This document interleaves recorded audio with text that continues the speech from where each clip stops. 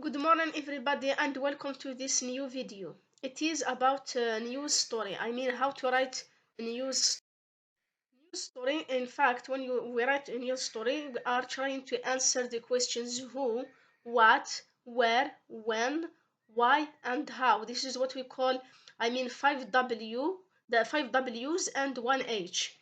And usually in the order of importance. I mean, when you write a news story, you have to follow the order of importance. I mean, you start by the what is most important, then you come to the less important. Usually in the order of importance, yes, for that story, and usually in the first paragraph or two. Way of writing a news story should be done in one or two paragraphs. This is called the inverted pyramid news writing style. So we are going to see what is the inverted pyramid news writing style later on. It is fast and easy way to tell the story. When you write your news story, you are trying to report events in an easy way. Okay? In the most basic sense, I say that a news report has the following elements. We have what we call a headline. This is, I mean, the structure. Okay? You have the headline.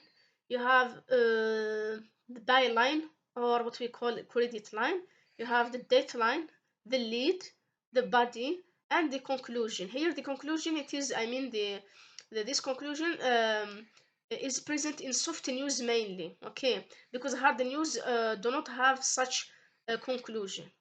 So let's start with these different elements which constitute a news story. The first one, yes, we start with the headline. What is the headline? If you want, in simple words, the headline is the title. For example, in a book, or let's say any piece of writing, we call it title. Okay, but in news story writing, we call it the headline. The headline, it is the title of a news story. This is what I said.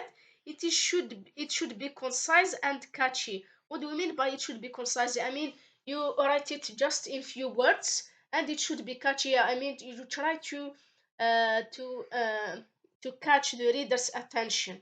If it is well written, you can catch the reader's attention. It introduces and summarizes the story. In this title, when I read your title of the news story, I should understand what is the news story about, because this title is to summarize and to introduce what is the news story about. This is the headline. Then we have the byline, or what we call the credit line. This part identifies the source of the story. I mean, what is the source of your story? From what or where is your story taken? You can find the name of a person, I mean the reporter.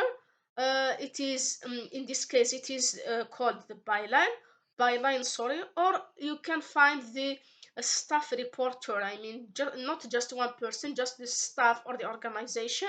So this is called the credit line. This is why I said at the beginning you call it a byline or credit line. So for the byline, in the case of you, in the case when you find the name of the person, whereas for the credit line is when you find the name of the staff.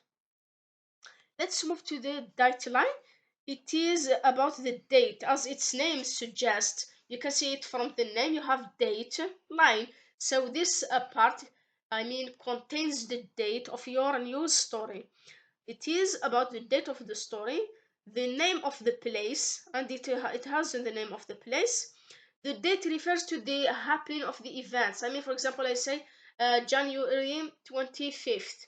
I mean, this event happened, on, let's say, Wednesday, for example, January 25th. So this is the happening of the event, whereas the place refers to the place from where the reporter files or sends the story report. The other part which is important within news story is the body. The body gives all the details about your news story and its explanations. Okay, you have to provide more explanations, more details.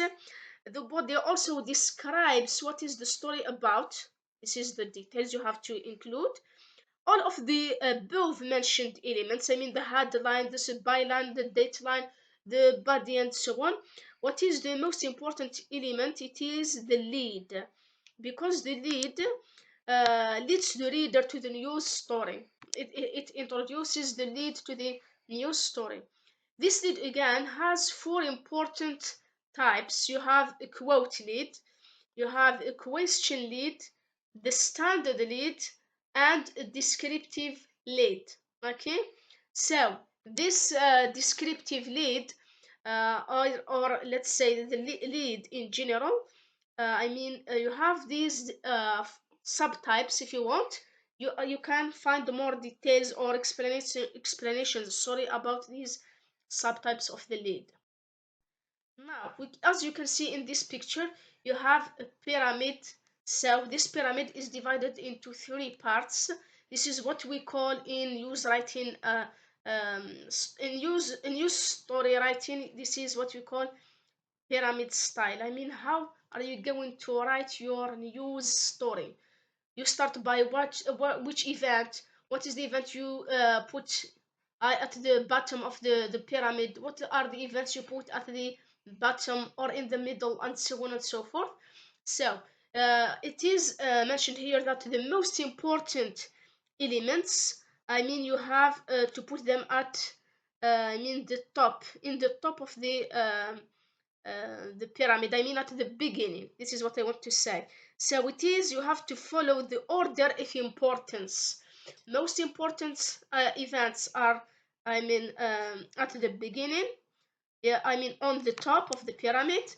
Then those which are less important, you put them in the middle, and the other events you put them at just in the end. I mean they are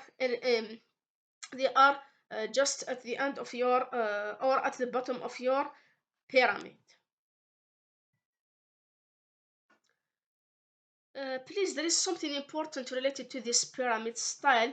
You should note that this pyramid style is applied to what we call hard news.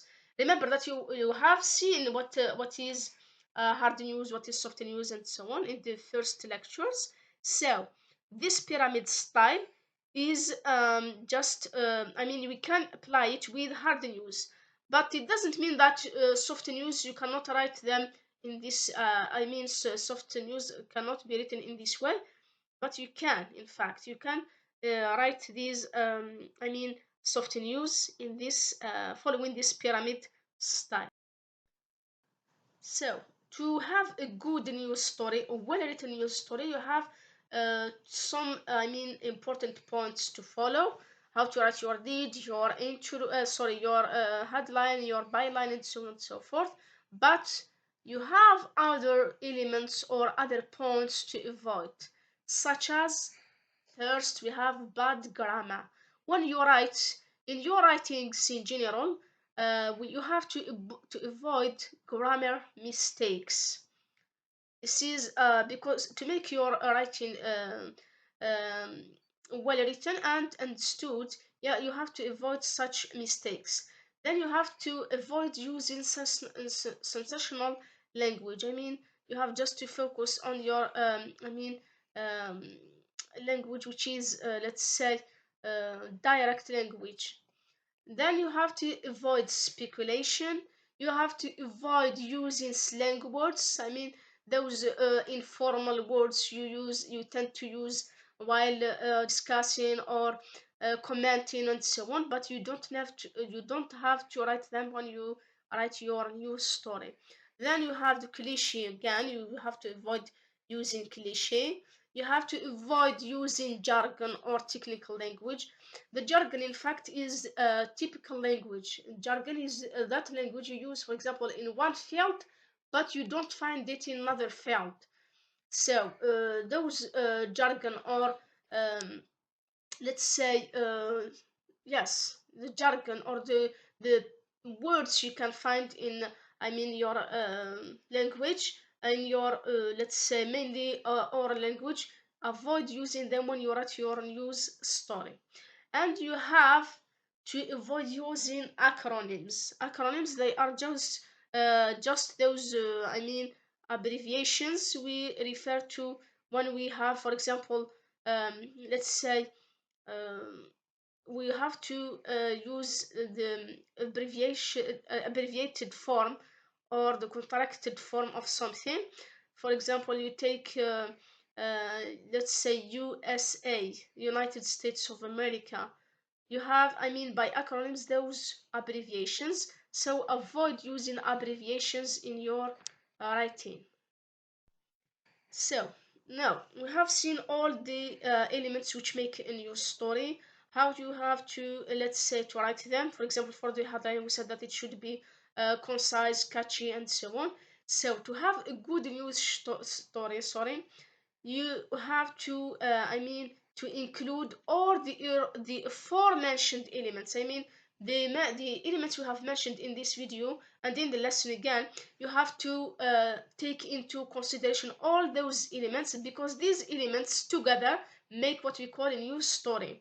It includes sorry, a concise headline, a lead paragraph. As I said, the lead, it is called the lead because it leads the reader to the news story, the body, which contains the most important details, and the conclusion, of course.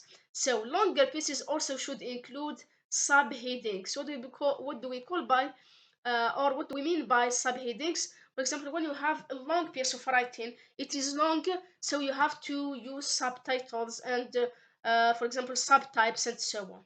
So this is as far as the news story writing is concerned. See you next time, inshallah.